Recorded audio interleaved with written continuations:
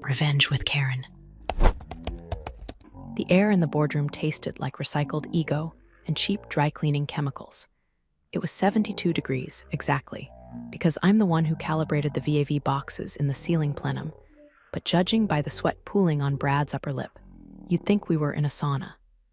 Brad, the vice president of strategic synergies, or whatever bullshit title they printed on his business cards this week.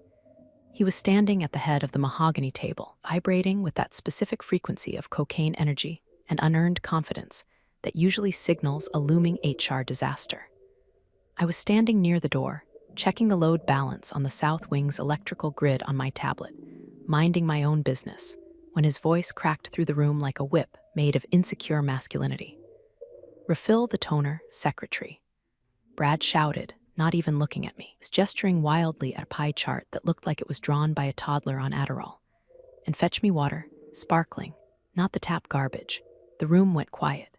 The kind of quiet you get right before a boiler blows a safety valve. The other executives, a collection of gray suits and beige personalities, shifted in their ergonomic Herman Miller chairs, trying to avoid eye contact. They knew. They knew I wasn't a secretary. They knew I was the facilities controller, knew I had the keys to every door, the codes to every alarm, and the master override for the elevators. But Brad was new. Brad was a transfer from the Chicago branch, a man who thought infrastructure was just a buzzword and that buildings cleaned and regulated themselves through the magic of positive thinking. I didn't move.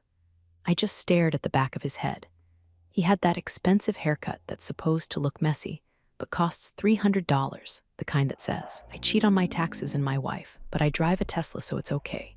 "Did you hear me?" he snapped, turning around. His eyes were wide, manic. "Toner, water, now.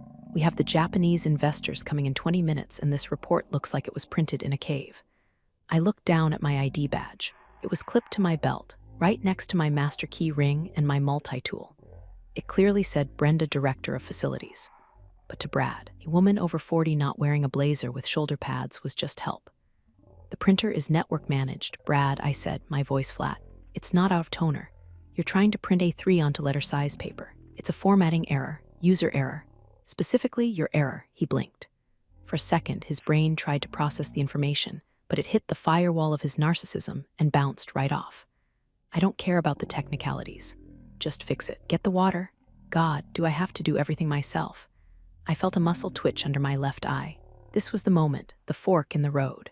I could have explained that I was actually here to inspect the structural integrity of the window seals, which had been leaking during the last storm. I could have pulled rank. But then I looked at the chair he was guarding. The one at the head of the table, the power seat. If you're enjoying watching a man dig his own grave with a golden shovel, go ahead and hit that upvote button and subscribe to the thread.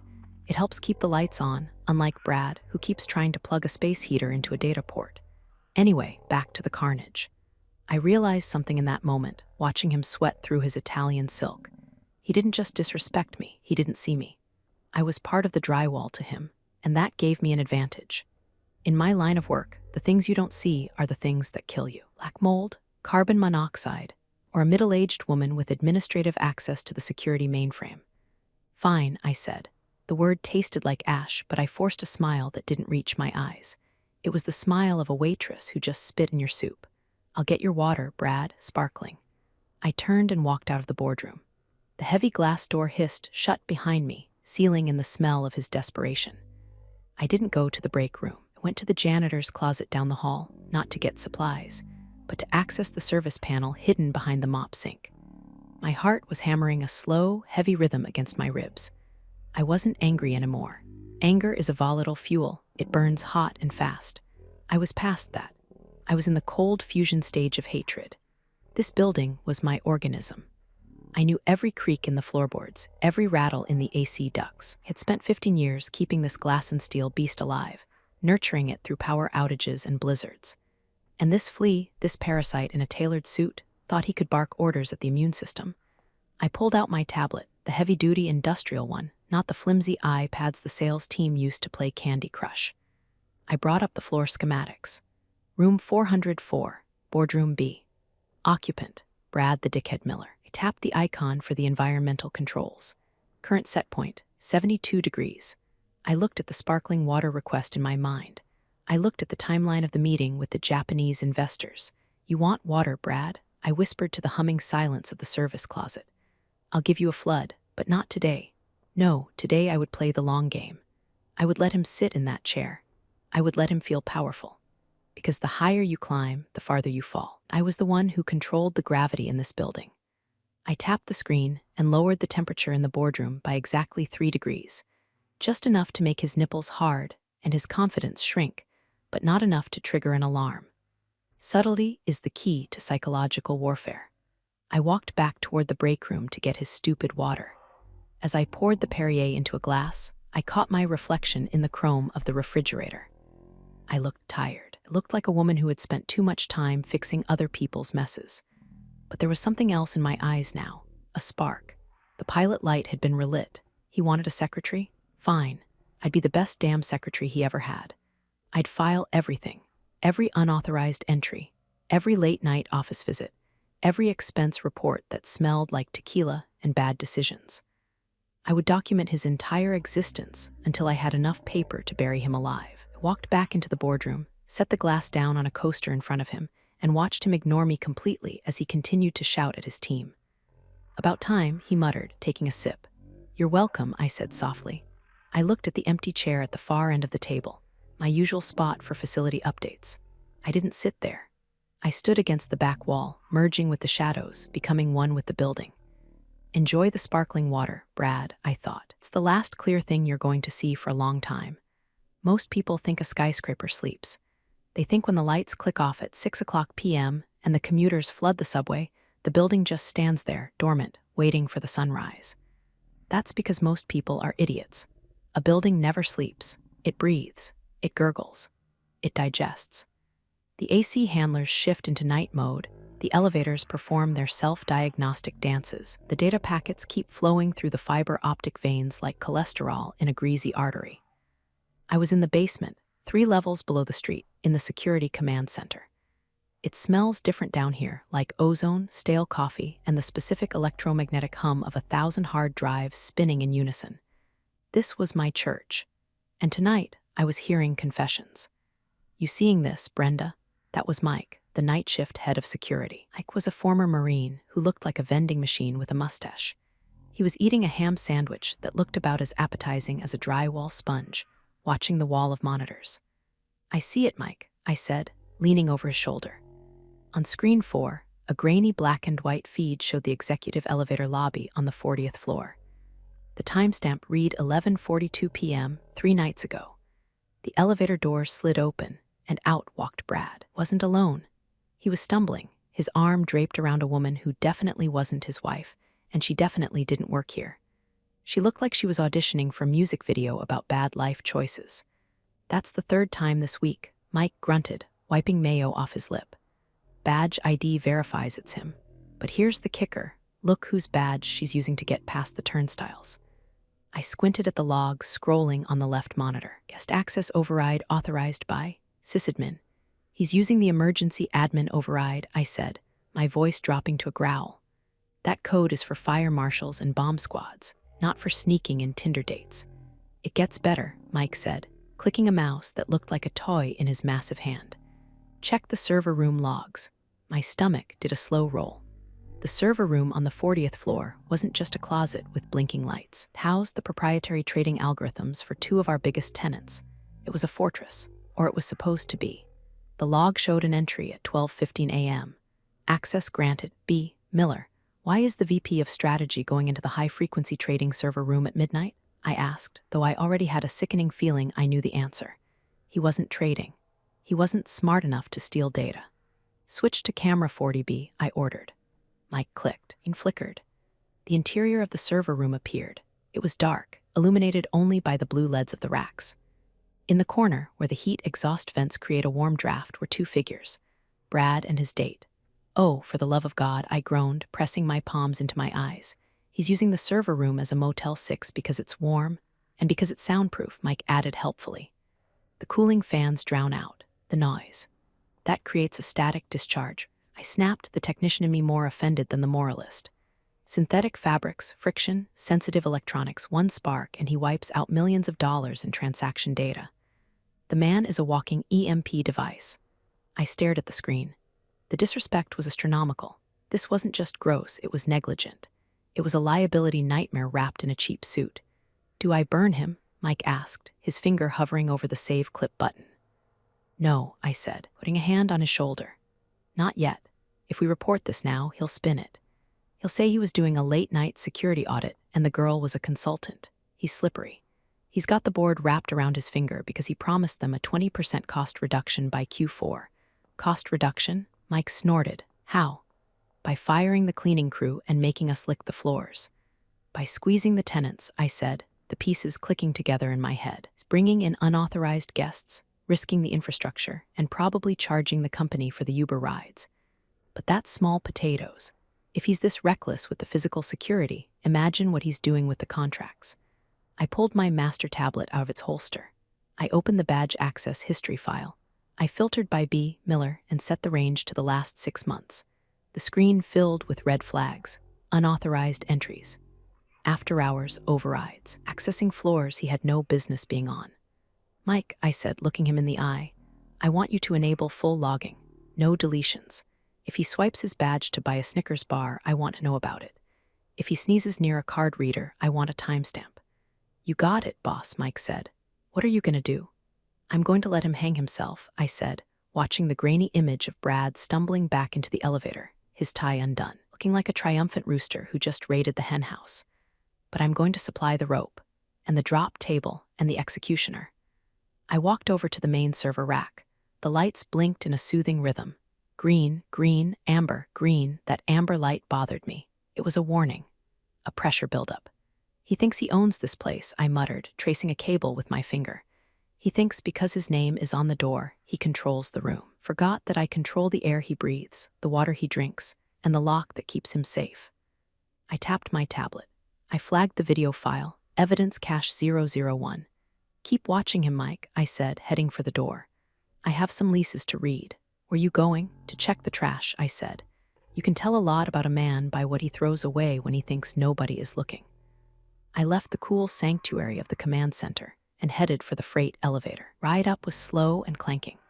The building was groaning tonight. It knew. It knew there was a virus in the system, and it was waiting for me to administer the antibiotic. The 12th floor used to smell like lavender diffusers and ambitious optimism. It was the incubator wing, a space I had personally curated for small startups. I'd fought the old board for 3 years to get favorable lease terms for these companies, mostly women-led tech firms, graphic designers, people trying to build something real in a world of drop-shipping scammers. Now, the 12th floor smelled like packing tape and defeat. I stepped off the elevator and almost tripped over a crate of monitors. The hallway was a graveyard of office supplies. Ergonomic chairs were piled up like dead beetles. Whiteboards that used to be covered in brainstorms about community outreach and sustainable growth were now being wiped clean, leaving only ghostly smudges of their dreams. Brad's expansion plan. That's what he called it. He was evicting 6 tenants, paying tenants, mind you, to make room for his new Synergy Lounge and a private gym for the executives. Apparently, the gym on the 2nd floor wasn't exclusive enough because the janitors were allowed to use it on their breaks. Brenda, I turned to see Sarah. She ran a nonprofit that coded apps for dyslexic kids. She was 28, brilliant, currently looked like she had gone 12 rounds with a weeping willow. She was holding a box of files, her knuckles white. "Hey, Sarah," I said, my voice softer than it had been in years. I saw the notice." "He gave us 3 days," she said, her voice trembling. 3 days, Brenda. The lease says 30, but he invoked some emergency infrastructure clause. Said the floor needed urgent asbestos abatement. I felt the rage boil up in my throat like acid reflux. "Asbestos? Sarah, I abated this floor myself in 2008. I have the certificates. The air in here is cleaner than a Mormon wedding." "He showed us a report," she said, tears finally spilling over. "Signed by some inspector we've never heard of. Said if we didn't vacate immediately, he'd lock us out and seize our equipment for safety reasons." I walked over to the wall and ran my hand along the drywall. It was cool, smooth, no asbestos. Just pure, adulterated bullshit. Brad was forging safety reports. That wasn't just unethical, that was a felony. That was messing with my building's permanent record. "He lied," I said, loud enough for the movers to hear. "There's no asbestos." He just wants the floor space because his ego is too fat to fit in his current office. Sarah dropped the box. It hit the floor with a heavy thud. It doesn't matter, Brenda. We can't afford a lawyer to fight him. He knows that. He smirked when he handed me the notice. He said, "Business is for the big dogs, sweetheart. Go play at home." I looked at Sarah. I looked at the dismantled office. I remembered fixing the AC unit in her server room on a Sunday because she couldn't afford the overtime rate. I remembered her bringing me cupcakes when her first app launched. He said that? I asked. The air around me seemed to drop 10 degrees. Yeah. And then he asked if you were going to help us pack. It's the help loves manual labor. That was it, the snap. The sound of a suspension cable giving way. Put the box down, Sarah, I said. I have to get this to the truck. Put the box down. She stared at me. She saw something in my face that made her take a step back. It wasn't the Brenda who fixed toilets. It was the Brenda who knew how to wire a high-voltage transformer and make it look like an accident. You're not leaving, I said. Well, you are for now. Have to play along. But don't cancel your internet service. Don't change your mailing address. Why? Because, I said, pulling a roll of heavy-duty duct tape from my belt loop, purely out of habit. Brad thinks he's playing Monopoly. He thinks he can just buy up the board and build hotels. But he forgot that I'm the banker, and I'm also the one who decides if the dice are loaded. I walked through the chaos of the move, spotting Brad standing near the windows at the far end of the hall. He was laughing into his phone, watching the women pack. He was wearing that grin, the one that looked like a cracked windshield.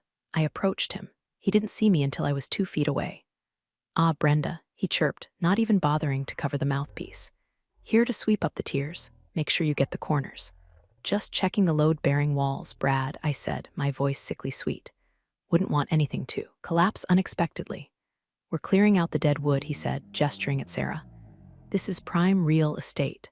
I've got a crypto mining startup coming in next week. Triple the rent, cash upfront. Crypto," I repeated, energy intensive, heat generating. "Don't bore me with the physics, Brenda. Just make sure the outlets work." He turned his back on me. I stood there for a moment, listening to the hum of the building. The 12th floor was crying out in pain. Didn't want crypto bros, it wanted Sarah. "The outlets will work, Brad," I whispered to his back. "But you might find the current a little unstable." I walked back to Sarah. I handed her a business card, not mine, a lawyer's. "Who is this?" she asked. "A shark," I said. "A shark who owes me a favor because I didn't report his illegal cigar humidor to the fire department. Call him. Tell him Brenda sent you. Tell him to look at the force majeure clause in your lease, and then ask him to cross-reference it with the building's official hazardous materials log." "The log? The one I keep," I said, tapping my tablet. "The one that proves this floor is clean. The one that proves Brad is lying." Sarah looked at me, hope flickering in her eyes like a candle in a draft. "You do that for us? You could get fired." I laughed. It was a dry, dusty sound. "Sarah, honey, he can't fire me. Doesn't even know what I actually do. He thinks I'm the janitor. But when the dust settles, he's going to find out that I'm the one holding the broom and the trash bag." I walked to the freight elevator, pressing the button with authority. The doors opened, revealing the dark, scarred interior. "He said you couldn't stop him," a young coder whispered as I passed. I stopped and looked back at the wreckage of the 12th floor. "He's not wrong," I said. "I can't stop him. But gravity can." I'm about to cut the elevator cable. There's a space between the drop ceiling of the 45th floor and the concrete slab of the roof called the interstitial void. It's filled with fiberglass insulation that makes your skin itch for 3 days, rat traps that haven't been checked since the Clinton administration, and high-velocity air ducts. It's also the most acoustically perfect spot in the entire skyscraper if you want to hear what's happening in the executive penthouse suite without being seen. I was up there, officially, to inspect the damper actuators. Unofficially, I was lying on my belly in the dust, breathing through a mask, listening to Brad talk on his private line. The vent grill in his office was loose. I'd loosened it myself with a dime an hour ago. "Yeah, bro, it's a done deal." Brad's voice drifted up through the ductwork, tinny but clear. "I'm guttering the vendor list. All of them, cleaning, security, maintenance. We're terminating the current contracts effective 1st of the month." My heart hammered against the galvanized steel of the duct. He was talking about my contracts, the people I'd vetted, the cleaning lady, Maria, who had 3 kids in college, Mike, the security guard, AC contractors who knew exactly how to shim the cooling tower so it didn't vibrate the whole building. "Who am I bringing in?" Brad laughed. It was a wet, ugly sound. Apex Solutions. Yeah, the LLC you set up in Delaware. Look, nobody checks the vendor background. I sign the PO, you invoice us for 20% over market, we split the difference. It's free money, Chad. I'm telling you, this building is a cash cow and nobody's milking it. I froze. Wasn't just incompetent, he was embezzling. He was going to fire my team, my family, to funnel money to some frat buddy named Chad in Delaware. What about the current facilities director? Brad paused. Who, Brenda, the gargoyle in the basement? Please, she's a glorified super. I'll demote her to night shift or just make her life so miserable she quits. She doesn't have the spine to fight back. She's just staff. She's just staff. I carefully, silently, crawled backward out of the void. My knees scraped against the concrete runners. My lungs burned with dust and rage. I didn't just have a smoking gun. I had the bullet, the casing, and the receipt for the gunpowder. 2 hours later, I was sitting in a booth at Lou's Diner across town. It was the kind of place where the menu is sticky and the coffee tastes like battery acid. Perfect. Across from me sat Saul. Saul was a lawyer who looked like a bullfrog in a suit that was 2 sizes too small. He was the shark I'd told Sarah about. So Saul said, drowning a fry in ketchup, "Let me get this straight. You want to buy the building?" "No," I said, sliding a thick manila envelope across the table. "I don't have the capital to buy the high-rise, Saul. I'm a facilities manager, not Elon Musk. I want to buy the contracts." Saul opened the envelope. He scanned the papers. Master Facilities Agreement? The one Brad is trying to terminate. "Read the fine print on page 50, clause 12b, I said, taking a sip of the terrible coffee. The right of first refusal combined with the vendor continuity protocol. Saul squinted. It says that if the building ownership attempts to terminate critical infrastructure services without cause, current bondholding service provider has the option to assume control of the operational LLC to prevent catastrophic failure. Exactly, I said. Brad is trying to bring in Apex Solutions, an entity with 0 credit history, 0 insurance, and 0 staff. That constitutes a catastrophic risk to the asset. And who is the current bondholding service provider? Saul asked. I smiled. It was a jagged, feral smile. Me. Well, Titan Infrastructure Group, which is an LLC I formed 10 years ago to handle the liability insurance for the AC upgrades. Saul choked on a fry. You own the company that insures the building's guts. I own the guts, Saul. The owners just rent the skin. I leaned forward. I want you to exercise that clause. I want you to execute a hostile takeover of the facilities management contract. I want it locked down so tight that even God himself couldn't change a light bulb without my signature. This is going to cost you, Saul warned. Legal fees, filings. Brad will fight it. Brad won't fight it, I said, pulling a USB drive from my pocket, because Brad is currently soliciting kickbacks from a shell company in Delaware. And if he tries to fight me, this recording goes to the SEC, the IRS, and his wife. In that order, Saul looked at the USB drive. Then he looked at me. A slow grin spread across his wide face. Brenda, I thought you were just the lady who fixed my AC that one time.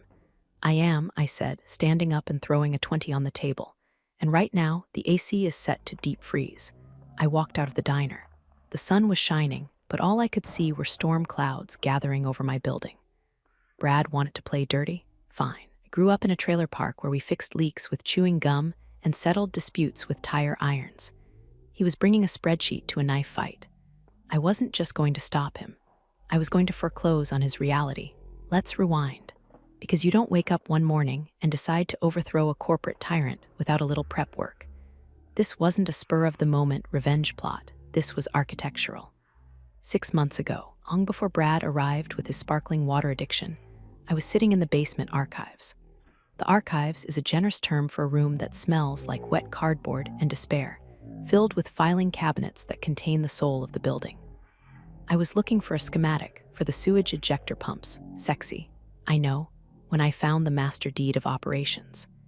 It was a dusty binder from 1998. The original developers were paranoid, were terrified of a hostile takeover by foreign investors, so they baked in a poison pill for the operational side of the building. Essentially, the building's structure, the concrete, the glass, and the building's operation, the power, the water, the security, were 2 separate legal entities. The operations contract was up for renewal. And the current ownership group, a bunch of absent billionaires who lived on yachts in Monaco, didn't care who ran it as long as the toilets flushed. I looked at my bank account. I had savings, I had a pension. I had the inheritance from my dad, the one whose Vietnam jacket Karen, sorry, wrong story, Brad would eventually insult. It wasn't by a skyscraper money, but it was by an obscure LLC money. I formed Titan Infrastructure Group. I registered it to a P.O. box in the state. I listed myself as the silent partner. And then I bid on the renewal contract. I lowballed it, just enough to be attractive, but not enough to look suspicious. I promised efficiency upgrades and legacy knowledge retention. The board in Monaco rubber-stamped it without even reading the name of the signatory. They just saw the bottom line. So, for the last 5 months, technically speaking, I haven't just been the facilities director. I have been the vendor. The exclusive, irrevocable, bond-insured provider of everything that makes the building habitable. Back to the present. I sat in my office, the real one, behind the boiler room, not the cubicle Brad thought I occupied. I had the asset transfer documents on my desk. They were signed, notarized, and filed with the county clerk as of this morning. Brad was upstairs right now, probably firing the window washers to replace them with his cousin's drone company or something equally stupid. He thought he held the keys. I looked at the key ring on my desk. Master key. You really did it, Mike said, standing in the doorway. He looked nervous. You bought the contract? I didn't just buy it, Mike. I encased it in concrete, I said, running my hand over the embossed seal. Technically, Brad is now my client. I provide the environment in which he exists. If I decide to stop providing it, he ceases to exist, corporately speaking. So why haven't you crushed him yet? Mike asked. Why let him evict Sarah? I let him humiliate you in the meeting. Because of the performance default clause, I said, pointing to a paragraph dense with legalese. I can only trigger the hostile management takeover, the part where I legally ban him from the premises, if I can prove he is actively damaging the asset. I need him to break something big. I need him to create a liability so massive that the insurance carrier, which is also me, basically, has no choice but to intervene. Sarah wasn't enough. Sarah was a tragedy, I said, my voice hardening. But legally, she was just a tenant dispute. I need him to endanger the building itself. The server room, Mike realized, the static risk. Getting warmer, I said. But I need more. I need him to panic. I need him to try to bypass a safety system during a critical event. I looked at the calendar on the wall. Friday, the merger meeting. Japanese investors were coming back to sign the final deal. Brad needed the building to look perfect. He needed the lights to shine, the AC to hum, and the security to be invisible. Friday, I whispered. On Friday, we're going to have a little technical difficulty. What kind of difficulty? Mike asked, grinning. The kind that requires a manual override, I said. The kind that Brad will try to fix himself because he doesn't trust the help. And when he touches that system, he triggers the trap. I picked up my radio. Mike, make sure the backup generators are offline for maintenance on Friday morning. But Brenda, Mike hesitated. If the power dips, exactly, I said. If the power dips, the building goes into lockdown mode, and the only person with the code to lift it will be sitting in the janitor's closet waiting for an apology. You're scary, boss. I'm not scary, Mike, I said, lighting a cigarette. One vice I allowed myself in this concrete bunker. I'm just compliant, maliciously compliant. Thursday afternoon, the calm before the merger. The office hummed with frantic energy. Junior analysts were running around like headless chickens, printing collated binders that nobody would ever read. I was up on the 40th floor, changing a ballast in a fluorescent light fixture. Perched on my ladder, I was invisible. People don't look up. They don't look at the person in the gray jumpsuit. They just see the uniform and their eyes slide right off. I don't care what the data says, Kevin. Brad's voice shattered the hum. He was standing in the middle of the bullpen, looming over a kid who couldn't have been more than 22. Kevin, I knew Kevin. Kevin always held the elevator door. Kevin recycled his soda cans. But sir, Kevin stammered, holding up a tablet. The occupancy sensors, numbers for the prospectus, are inflated. If we tell the investors the building is at 98% occupancy when it's actually at 60% because you evicted the 12th floor, that's fraud. The room went dead silent. The F word, fraud. Brad's face turned a shade of purple usually reserved for bruised plums. Are you a lawyer, Kevin? No, sir, I'm a data analyst. Then stop analyzing and start packing, Brad hissed. You're fired. Get your shit and get out. Subordination. And if I hear you breathed a word of this to anyone, I'll sue you for breach of NDA so fast your grandchildren will be paying my legal fees. Kevin looked like he'd been slapped. He slowly started to gather his things. From the top of my ladder, I felt a cold, metallic calm settle over me. He wasn't just cooking the books, he was destroying a kid's career to do it. I climbed down the ladder slowly. I didn't say a word. I walked past Kevin's desk. As I passed, I dropped a small, folded piece of paper into his box. It wasn't a note. It was a QR code, a direct link to the whistleblower portal of the building's oversight committee, which, thanks to my corporate restructuring, routed directly to my encrypted email server. I walked straight to the elevator and hit the button for the basement. "Time," Mike asked as soon as I walked into the command center. "Now," I said. "Initiate the incident report." I sat at the main terminal. I cracked my knuckles. It was time to write the document that would end him. Incident report #404 fatal subject. Executive misconduct / infrastructure sabotage / fraudulent data manipulation evidence attached. Audio logs, ventilation, video logs, server room, badge access, unauthorized entry, witness statement, Kevin vs. Goliath. I didn't sign it Brenda, the secretary. I signed it Titan Infrastructure Group Oversight Division. "Mike," I said, my voice steady, "prepare the lockout protocol." Code red. "You want to lock him out now?" "No," I said. "We wait for the meeting. We wait until he's sitting across from the Japanese investors. We wait until he tries to show them the state-of-the-art control systems." I pulled up the building's automation software. I found the profile for the boardroom. I wrote a simple script, a logic bomb. IF user equals B Miller attempt system override, then execute total shutdown sequence. "He wants to show them he's in control," I said, typing the code with furious precision. "So we're going to give him the controls, all of them, and we're going to watch them burn his fingers." I hit enter. The code compiled. The trap was set. "What about Kevin?" Mike asked. "I already texted Saul," I said. "Kevin is going to be our star witness. Once we own the operational lease fully, Kevin is going to be the new VP of strategy." Because unlike Brad, Kevin knows how to read a damn sensor. I leaned back in my chair. The screens around me glowed with the lifeblood of the building. "Sleep tight, Brad," I whispered. "Tomorrow, the building wakes up, and she's cranky." Friday, 9:00 a.m. The boardroom was pristine. The air was crisp. The view of the city was million-dollar perfect. Brad was sweating like a sinner in church. The Japanese delegation sat on one side of the table. 3 men, 1 woman, impeccable suits, terrifyingly quiet. They had the binders, the fake ones, open in front of them. Brad was performing. He was pointing at the screen, using words like vertical integration and seamless operational synergy. "As you can see," Brad boomed, his voice echoing slightly too loud. "I've optimized the tenant flow and reduced overhead by 30%. The building practically runs itself." I was standing in my usual spot by the door. But today, I wasn't wearing my gray jumpsuit. I was wearing a navy blazer, tailored, sharp. I had traded the tool belt for tablet. Brad shot me a glare. He noticed the clothes. Confusion flickered in his eyes for a microsecond, but he squashed it. "And here," Brad continued, tapping the smart screen on the wall, "we have the centralized control dashboard. I can monitor every aspect of the facility from this room." He didn't know how to use the dashboard. He was just clicking on random icons that the IT guys had set up as a demo mode. Mr. Miller, the lead investor, Mr. Tanaka, spoke up. His voice was quiet but commanded instant silence. "We have reviewed the occupancy data.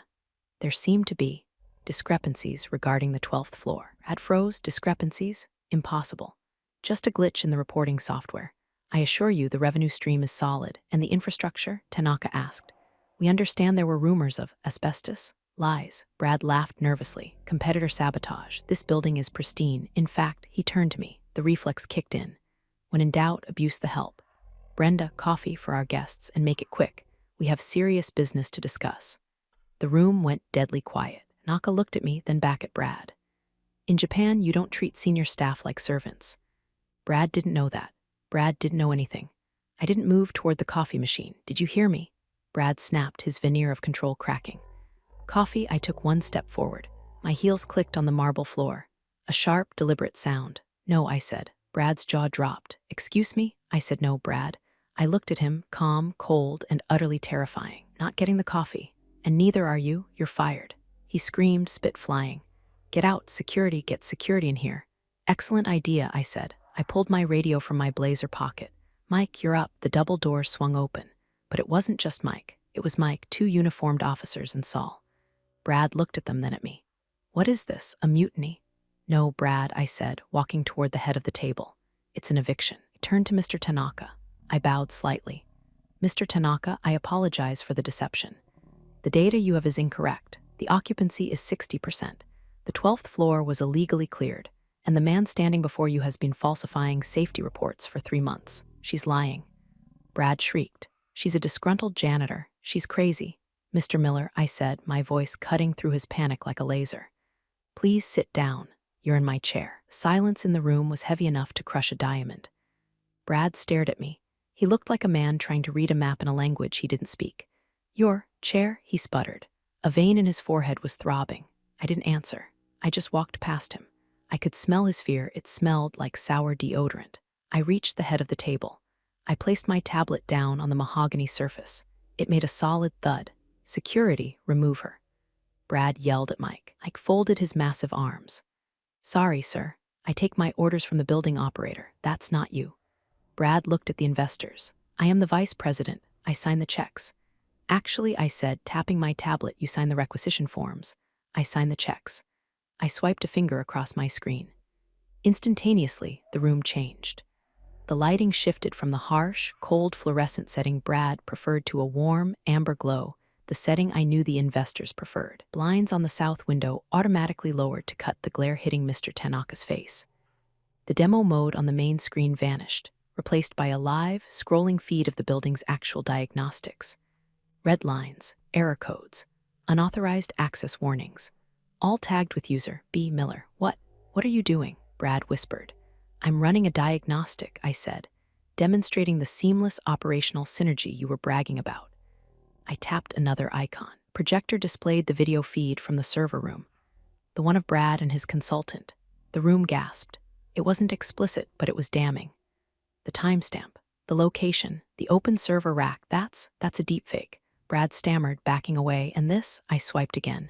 The screen showed the email thread between Brad and Apex Solutions.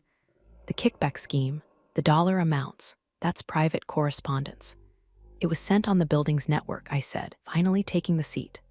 I sat down slowly, deliberately. The leather creaked. It felt right, per the terms of service you signed, but didn't read. All data on the network is property of the facility's Directorate for Security Auditing. I am the Directorate. I looked up at him. He was standing, trembling, stripped of his power, his title, and his dignity. You wanted to know why the AC wasn't working, Brad? I asked conversationally. Because you were trying to run a complex ecosystem like a lemonade stand. You treated the building like a piggy bank and the people like trash. And the thing about trash, Brad? Eventually, someone has to take it out. Mr. Tanaka closed his binder. He looked at Brad with absolute disgust. Mr. Miller, it appears we have been negotiating with the wrong entity. He turned to me. Miss Brenda, I said, Brenda Vance, owner of Titan Infrastructure. And as of this morning, sole lienholder on the building's operational capacity. Miss Vance, Tanaka nodded. We should talk. We will, I said. But first, we have some housekeeping to do. Ma'am, are we ready to lock up? Mike asked, his voice booming in the quiet room. I looked at Brad. He was deflated. The cocaine energy was gone, replaced by the hollow shock of a man realizing his entire identity was a rental, and the lease just expired. Yes, Mike, I said. But first, remove the trespasser. Had blinked, trespasser? I have an office. Not anymore, Saul stepped forward, handing Brad a thick stack of papers. This is a cease and desist, a notice of termination for cause, and a restraining order barring you from entering any property managed by Titan Infrastructure. Which, unfortunately for you, includes this building, the parking garage, and the coffee shop in the lobby. You can't do this, Brad whispered. I'm the VP. You were the VP, I corrected. Now, reliability. Your badge has been deactivated. Your login is wiped. Your car has been towed from the executive spot because, technically, you don't work here anymore. Brad looked at the Japanese investors, pleading with his eyes. They didn't even look at him. They were looking at me. Get him out, I said. Mike and the officers stepped forward. They didn't drag him. That would have been too dramatic. They just escorted him. They flanked him like a prisoner of war. Brad walked out, his shoulders slumped, his fancy suit looking suddenly too big for him. The door closed. The silence was beautiful. So Mr. Tanaka said, breaking the spell, You control the facility, every bolt, I said. And I can assure you the 12th floor will be restored to its original tenants by Monday. The occupancy data you saw was falsified. We are at 98% capacity with the rightful tenants. And the asbestos? Non-existent, I said. I'll send you the real logs. The meeting ended an hour later. The deal was signed, not with Brad's shell company, but with a direct oversight clause that gave me veto power over infrastructure changes. I walked out of the boardroom. The office was quiet. Word travels fast in a building. The junior analysts were staring at me, not through me, at me. I walked to the elevator and went down to the lobby. The sun was setting. I saw Sarah standing outside with a box, looking confused. "Sarah," I called out. She turned. "Brenda, I got a call from a lawyer named Saul," he said. "He said we can go back up. You can go back up," I said, smiling. "And rent is frozen for the next 2 years. Infrastructure apology." She hugged me. It was a real hug. "Thank you. How did you do it?" "I just fixed the leak," I said. I walked back inside. The lobby was empty. The lights were dimming for the night mode. I pulled out my tablet. I tapped the screen. Lights flickered in a wave, floor by floor, a cascading salute from the building to its master. I wasn't just the secretary. I was the ghost in the machine. And for the first time in months, the machine was running smooth. I walked toward the janitor's closet to put my tools away.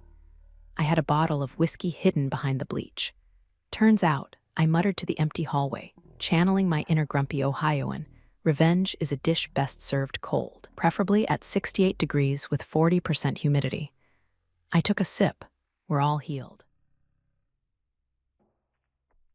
And that's the story. Take care of yourselves out there. The world's unpredictable enough.